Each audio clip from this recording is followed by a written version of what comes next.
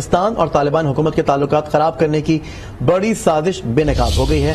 کابل میں پاکستانی سفارت خانے پر حملے کے تانے بانے بیرون ملک سے جا ملے ہیں۔ ترجمان امارت اسلامیہ ذبیح اللہ مجاہد کہتے ہیں کہ اسپیشل فورسز نے ملزم کو کابل سے گرفتار کیا جو غیر ملکی اور داعش سے جس کا تعلق بتایا جاتا ہے۔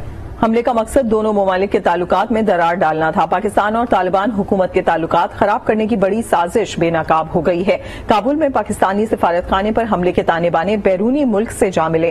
ترجمان امارات اسلامیہ ذبیح مجاہد کہتے ہیں کہ اسپیشل فورسز نے ملزم کو کابل سے گرفتار کیا ہے جو غیر ملکی اور داعش سے وابستہ ہے۔ حملے کا مقصد دونوں ممالک کے تعلقات میں درار ڈالنا ہے۔ اسی بارے میں بات کریں گے، ہمارے ساتھ موجود ہیں شوکت پراچا بھی۔ شوکت، یہ پوری صورتحال ہمارے سامنے آئی ہے، کیا مزید پتہ چل سکا ہے؟ دیکھیے، جیسے یہ حملہ ہوا اس کے بعد پاکستان کی طرف سے افغان طالبان پر زور دیا گیا کہ اس حملے کے پیچھے جو مجرم ہیں ان کو گرفتار کیا جائے، تحقیقات کی جائیں اور سزا دی جائے۔ تو اسی تناظر میں افغان گورنمنٹ جو انٹرم گورنمنٹ ہے وہ بھی اپنا کام کر رہی تھی، کیونکہ ان کے لیے بھی یہ ایک بڑی بات تھی کہ کسی سفارت خانے پہ اٹیک ہو، اور وہ بھی پاکستان کے سفارت خانے پہ۔ گزشتہ روز ایسی خبریں آئی تھیں تو پھر پاکستان کی طرف سے ان رپورٹس کی تصدیق کے حوالے سے کہا گیا تھا کہ ہم ابھی تصدیق کر رہے ہیں، لیکن آج افغان حکومت کے ترجمان ذبیح اللہ مجاہد صاحب کا یہ ٹویٹ ہے جس میں وہ کہہ رہے ہیں کہ ہم نے ایک بندے کو گرفتار کیا ہے جو ماسٹر مائنڈ تھا یا جو وہاں پر فائرنگ کر رہا تھا، اور اس کا داعش سے تعلق ہے اور وہ غیر ملکی ہے۔ لیکن اس غیر ملکی کی نہ تو شناخت بتائی گئی ہے کہ کس ملک کا ہے، اور پھر ظاہر ہے ایسا جرم ہوتا ہے وہ کوئی نہ کوئی ابیٹ کرتا ہے، کوئی فنڈ کرتا ہے، کوئی فائنانس کرتا ہے، کوئی ایگزیکیوٹ کرتا ہے، کوئی پلان کرتا ہے۔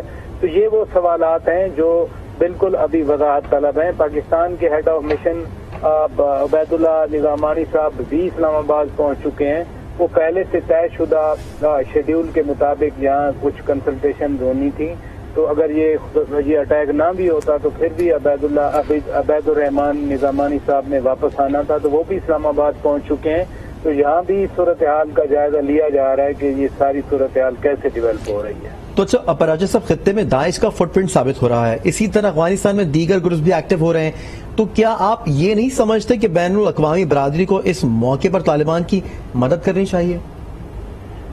یہ سوال اپنی جگہ پہ برقرار ہے۔ طالبان حکومت کے آنے سے پہلے داعش یہاں منظم ہو چکی تھی، اور صدر ٹرمپ انتظامیہ نے ایک بم ٹیسٹ کیا تھا جس کو MOB کہتے ہیں، مدر آف آل بمز۔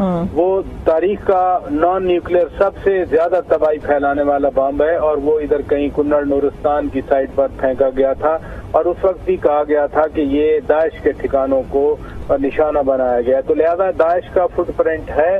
دوسرا، ابھی پرسوں اقوام متحدہ کی سلامتی کونسل نے امریکن اسٹیٹ ڈپارٹمنٹ نے ٹریجری ڈپارٹمنٹ نے پابندی لگائی ہے، جس میں القاعدہ سب کانٹیننٹ کے 2-3 لوگوں پر ہے اور ایک TTP کے لوگوں پہ ہے۔ پھر TTP پاکستان میں حملے کر کے افغانستان بھاگتی رہی۔ افغان طالبان کو پاکستان نے جب یہ 15 اگست کو آئے تھے تو کوئی 300 سے زیادہ وانٹیڈ کرمنلز کی لسٹ فراہم کی تھی، انہوں نے وہ بھی رادر ہینڈ اوور کرنے کے یا ان کو وہاں سے نکالنے کے انہوں نے حکومت پاکستان سے کہا کہ آپ ان سے مذاکرات کریں۔ تو یہ یقیناً ایک خدا نخواستہ ایسا نہ ہو کہ پھر ایک ٹیررزم کا یا اس کا جو ایک پنپنے کی جگہ ہوتی ہے، نرسرنگ کی جگہ ہوتی ہے، وہ نہ بن جائے۔ تو اس میں جہاں افغان حکومت کی ذمہ داریاں ہیں وہاں پر عالمی برادری کی بھی ذمہ داریاں ہیں۔ اگر ان کے ایسٹس فریز ہو جائیں گے، ان کو سردی میں بھوک میں کوئی پوچھے گا نہیں، تو پھر مسائل بڑھیں گے سب کے لیے۔ بالکل شوکت صاحب، دفاعی